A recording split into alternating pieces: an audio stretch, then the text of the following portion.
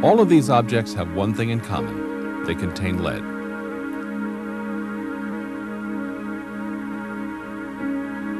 Why is it such a useful substance? Lead is highly bendable and flexible. It can be permanently stretched without breaking, and it is highly resistant to corrosion. But just as lead adds durability and beauty to these objects, so too does it present a potential danger to those who ingest or inhale substantial amounts.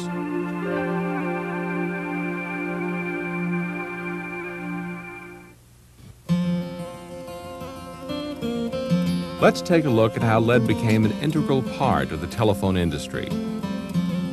With the advent of the telephone, the demand for this form of communication began to grow, and demand for access to the ever-growing network has not ceased to this day. As a result, telephone poles and cables began appearing across the countryside, carrying voices and effectively making the world seem a smaller place indeed. During the Roaring '20s, as Charles Lindbergh flew across the Atlantic, the employees of the telephone company were hard at work, serving the demand, bringing the voices of this nation together. To achieve this, they placed miles and miles of cable. The men and women of NYNEX 70 years later are still working to fulfill that demand, and some of them are working with the older lead cables which are still in place and serviceable today. This must be done thoughtfully and carefully in accordance with safe work practices. Although the Bell system has gone through a transition, the old motto still applies to the NYNEX family of companies. No job is so important and no service is so urgent that we cannot take time to perform our work safely. For the most part, NYNEX stopped installing lead-sheathed cable around 1978. However, you may encounter lead as part of your work, and we want to inform you of the proper handling procedures and why you should follow them. In older underground and aerial cable, lead was used primarily as a protective sheath. Additionally, some cable splices are covered with lead sleeves. Lead sleeves are presently installed to conserve space in the underground plant. Molten lead is used during installation and repair of these sleeves. Lead can also be found in lashing wire, lead tags, and certain formulations of solder. The primary operations where lead handling is encountered are removals, wiping, re-racking, carding, filing, and soldering, both in the outside plant and in older central office environments. For the most part, lead cable is not installed today. It is replaced with cable sheathed in polyethylene or other plastics. It's easy to take safety for granted when the work we do becomes very familiar to us day after day. But when we work with lead, it's very important that we stay aware of the potential hazards to our health and the impact our actions may have on the environment. To identify lead, look for a bluish-white to silvery-gray pliable metal. You can't smell it because it has no odor. A metallic taste, however, is an indication that elevated air levels of lead might be present. When working with older cables, a fine white dust may be an indication of the presence of lead oxide. The two major routes of entry into the body are through inhalation, simply breathing in lead dust, and ingestion, where you're actually eating the lead that remains on your hands and clothing after working with lead. People typically absorb low levels of lead from a variety of sources throughout their lives. These include drinking water, lead paint, leaded gas exhaust from vehicles, shooting firearms, making or using pottery, handling fishing sinkers, and working with stained glass. These exposures, both on the job and off, can result in a variety of health effects, both short-term, acute, and long-term, chronic. The amount of lead in your body depends on the amount you ingest or inhale and the length of time you are exposed. Acute health effects such as seizures can occur immediately or shortly after the ingestion or inhalation of extremely high levels of lead. However, short-term occupational exposures of this magnitude are highly unusual. It is usually when the blood lead levels become elevated over a period of time that potentially harmful effects of chronic lead poisoning begin to surface. Lead travels through your bloodstream and can affect numerous systems in your body. In chronic cases, it can accumulate in your bones and other tissues and may cause damage to such vital organs as the kidneys, bone marrow, and the reproductive system in both men and women. Because lead is eliminated from your body at a slow rate, there may be buildup with each additional exposure.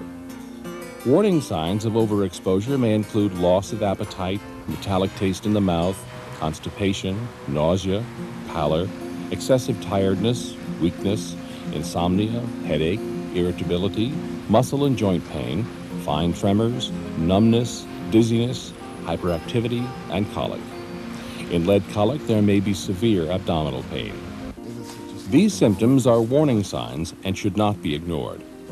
Of course, many of these symptoms may be due to disorders other than exposure to lead. Any concerns should be reported to the company medical department. You can never show enough care or caution when you're working with this type of heavy lead. Just make sure we stay clear of the wheel with the teeth, because that's pretty much where the dust is going to be coming out. So we make sure we keep clear and remind each other. Find out which way the wind is blowing and stay upwind, and try not to touch the lead. Try to stay away from the lead. A lot of times I'll tell my partners, stand back, even though, we're probably protected. If I do find lead on the job, I make sure I have my coveralls on, wear my gloves, just so that I don't get exposed to it or take it home with me.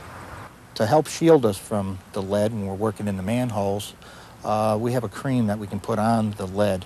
It traps the particles on the cable. Our advice to them is to wash before they eat, or wash their hands before they smoke if they are smokers. Today we take all the precautions necessary. To work safely with lead, you need to understand the concept of exposure limits. OSHA defines the PEL, permissible exposure limit, as the highest amount of lead in the air that you can be exposed to, averaged over an 8-hour work shift. This is 50 micrograms of lead per cubic meter of air. If you work with lead, your exposure might vary significantly over an 8-hour workday. The standard takes this into account by averaging periods where there will be higher and lower exposure levels. In addition, the percentage of lead in dust can vary, therefore it is difficult to estimate lead exposure solely by the level of visible dust. We're collecting air samples, which determines the concentration of lead that they're breathing in, so we can compare it to the OSHA standard. And we're characterizing different work operations to see how we compare to that standard, and that governs whether we need protective equipment, what type. If the potential to exceed exposure levels exists, exposure could be reduced by rotating employees to a different task or redesigning the work operation. For example, wetting cables during removal is an engineering control to reduce lead dust levels. There is also an action level defined as exposure to over 30 micrograms of lead per cubic meter of air for 8 hours per day. Exposure over this level triggers additional training. Exposure above the action level for more than 30 days per year triggers medical surveillance. Could you please fill out your name, social, and today's date, please?